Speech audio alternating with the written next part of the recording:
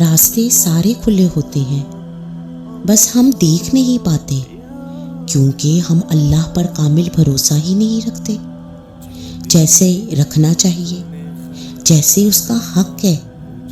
کون کہتا ہے دعائیں قبول نہیں ہوتی؟ یقین سے ایک مرتبہ مانگ کر تو دیکھو۔ مشکل آئے تو لوگوں کے آگے نہیں، اللہ کے آگے بیان کرو، گناہوں کو چھوڑ دو، پریشانیاں کم ہو جائیں گی۔ یہ گناہ ہی تو ہیں جو ہمیں پریشان رکھتے ہیں، ورنہ اللہ پاک تو ہے ہی محبت، اللہ پاک تو ہے ہی رحمت۔